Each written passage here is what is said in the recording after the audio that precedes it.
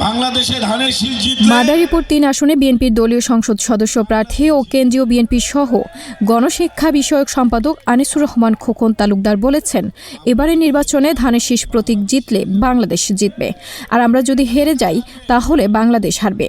কাদের কাছে হারবে? স্বাধীনতা বিরোধীদের কাছে হারবে। বাংলাদেশে যারা বিরোধিতা করেছিল তাদের কাছে হারবে। আমাদের এই নির্বাচন আমাদের স্বাধীনতা, সার্বভৌমত্বের, অস্তিত্বের লড়াই। এই লড়াইয়ে আমাদের জিততে হবে, ইনশাল্লাহ আমরা জিতব।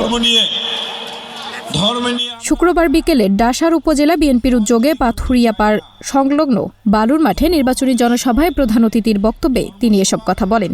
খোকন তালুকদার আরও বলেন, আমরা ধর্ম নিয়ে রাজনীতি করতে চাই না, যার যার ধর্ম সে পালন করবে, কিন্তু আপনি একটা ভোট দিলে জান্নাতে যাবেন এরকম কথা বলে যারা ধর্মকে বিক্রি করে ক্ষমতায় যেতে চায়, ক্ষমতা তো যাবেই না, বরঞ্চ তারা এমন অপকর্মের কারণে জাহান্নামে যাবে। খোকন তালুকদার উপস্থিত সকলের উদ্দেশ্যে প্রশ্ন করেন, আপনারা কি বাংলাদেশকে হারতে দিবেন? আপনারা কি স্বাধীনতার অস্তিত্বকে বিলিয়ে দিবেন? এ সময় উপস্থিত সকলে খোকন তালুকদারের প্রশ্নে নানা স্লোগান দিয়ে মুখরিত করে জনসভাস্থল।